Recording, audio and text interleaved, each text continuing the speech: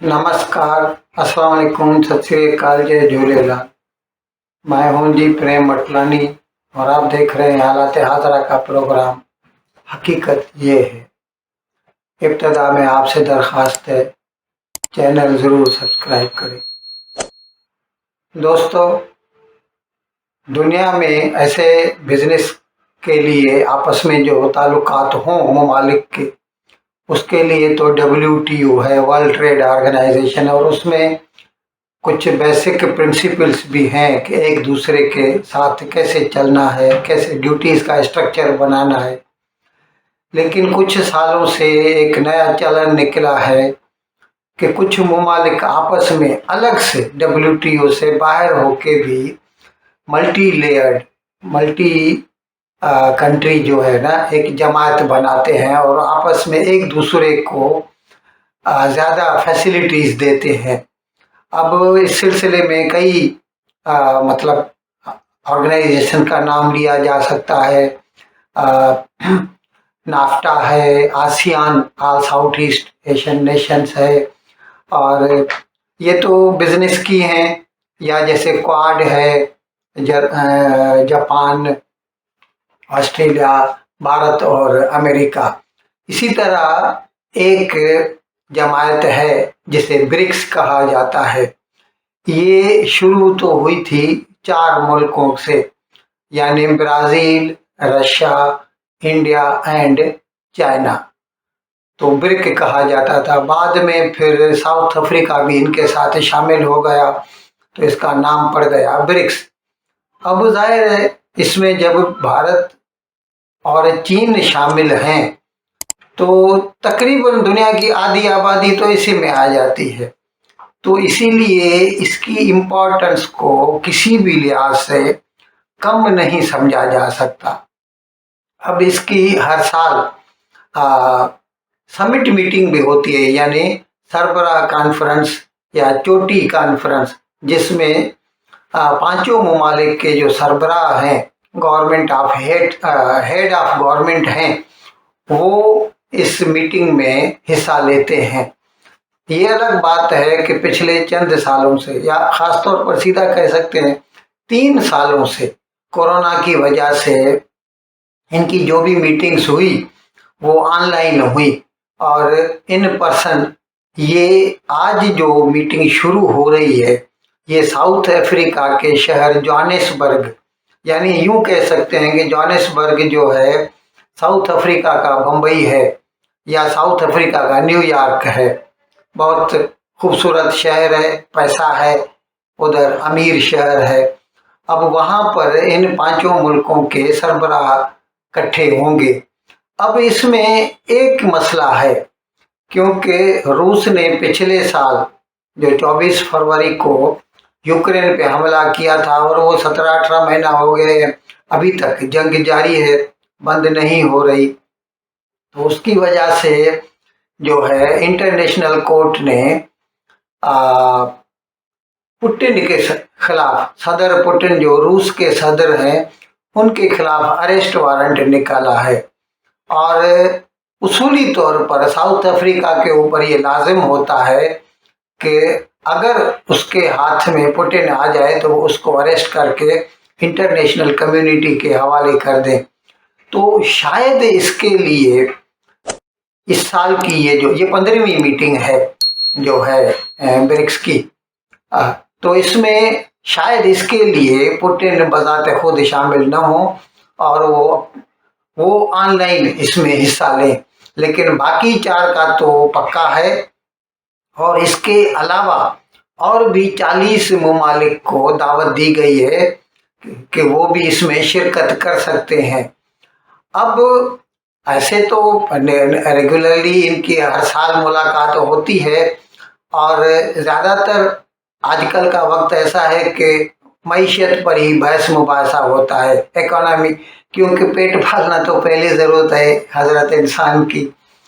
तो वैसे तो इकोनॉमी पे बात होगी, लेकिन ख़ास तौर पर जब से ये यूक्रेन की जंग शुरू हुई और फिर रूस के ऊपर पाबंदियां या सैंक्शंस लगा दी गई अमेरिका और यूरोप की तरफ से, और जिसकी वजह से यूरोप का माल बिकना मुहाल हो गया। ये अलग बात है कि भारत उससे तेल ले रहा है, अभी तो गंदम भी ले रहा है वो भारत उससे। तो खैर हम बता रहे थे कि इसके लिए अभी वो उनका जो एक सॉफ्टवेयर है, प्रोग्राम है, जिसके थ्रू मनी ट्रांसफर होता है। दो ममालिक जब आपस में धंधा करते हैं तो स्विफ्ट एक प्रोग्राम है, उसके थ्रू मनी ट्रांसफर होता है। अब रूस को उससे निकाल दिया गया है और उसके ऊपर ये पाबंदी भी आयद की गई है कि अगर वो उसके साथ कोई और भी ऐसा धंधा करेगा तो उसको भी स्विफ्ट से निकाल दिया जाएगा।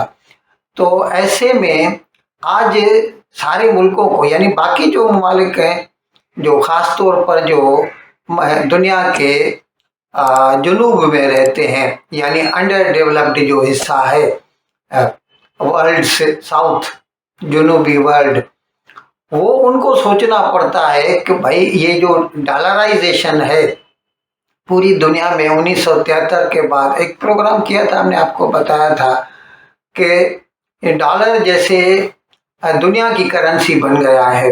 हर चीज की कीमत डॉलर में बताई जाती है और जो भी बिजनेस होता है दो ममालिक का तो वो डॉलर में ही होता है। अब उससे, इसके चुंगल से निकलने के लिए कई ममालिक ने, उसमें भारत भी शामिल है, चीन भी शामिल है, इन्होंने कोशिश की है। जब से ये जंग शुरू हुई है इसके बाद ही हमें ये एहसास हुआ है कि हमें डी डॉलराइजेशन करना चाहिए। चीन जोर दे रहा है कि युआन में धंधा हो, हिंदुस्तान जोर दे रहा है कि रुपए में धंधा हो, और किसी हद तक दोनों को कामयाबी भी मिली है। लेकिन अभी जो ब्रिक्स की कॉन्फ्रेंस है उसकी पहली तरजीह यही है कि कम से कम हम जो अभी उधर दूसरे भी ममालिक शामिल होंगे उनको भी दरखास्त कर सकते हैं कि जितना हो सके अपनी अपनी करेंसी में आप तिजारत करें। यानी जैसे हम कह सकते हैं कि अभी जैसे भारत और यूएई है, मुत्तहिदा अरब अमारात, हमने तो एक एग्रीमेंट कर लिया है। भारत जब भी कुछ खरीदता है यूएई से तो भारत रुपया देता है, और यूएई जब भारत से खरीदता है तो वो दिरहम देता है। तो इस तरह से क्या होता है कि दोनों को डॉलर की जरूरत नहीं पड़ती, तो डॉलर के चुंगल से निकल जाते हैं। इसी बात पर ब्रिक्स जोर देगा।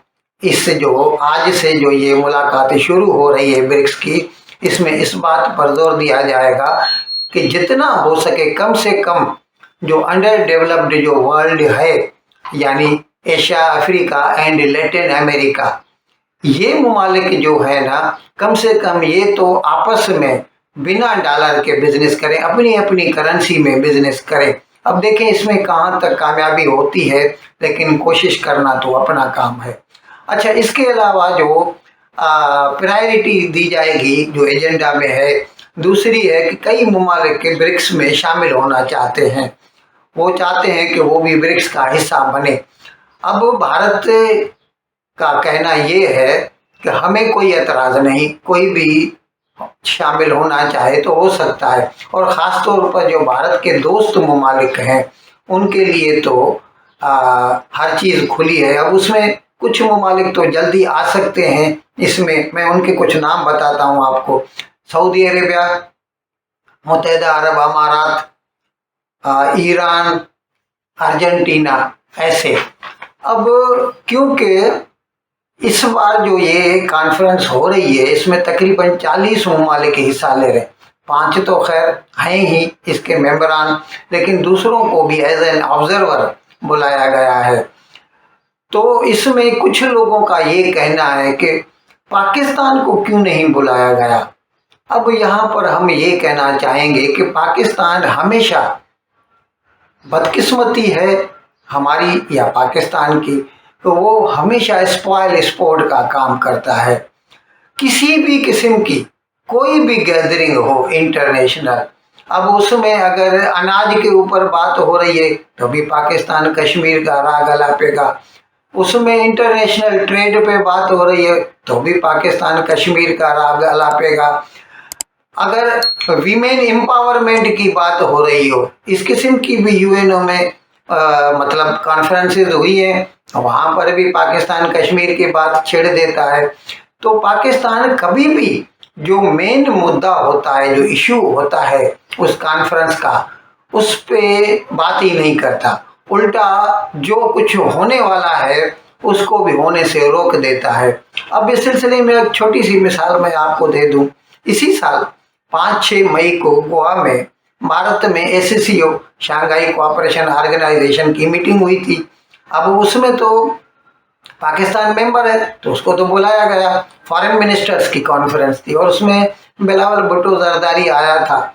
बस वो आग हकीकत में एससीओ का चार्टर जो है ना, उसमें बायलैटरल जो आपके इश्यूज हैं आप नहीं उठा सकते, और उसमें आपको ज़्यादा जोर देना है टेररिज्म को ख़त्म करने के लिए।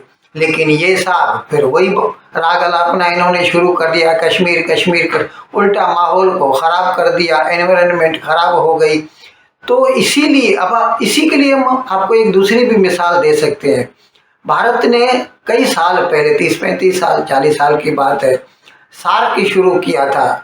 साउथ एशिया के यानी जनूबी एशिया के जो 7 ममालिक हैं उनको मिलाकर एक जमायत बनाई थी, south Asian association for regional cooperation, और उसमें हिंदुस्तान भी था, पाकिस्तान भी था, नेपाल, श्रीलंका ये सब थे, मालदीव्स वगैरह।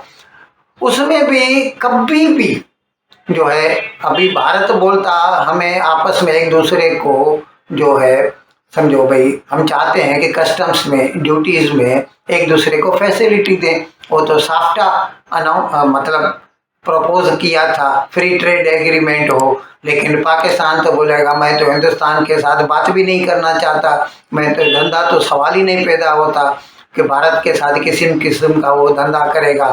तो इसकी वजह से ये हालत हो गई कि वो जो सार्क है ना, वो यूं समझ लीजिए कि जीते जी मर गया।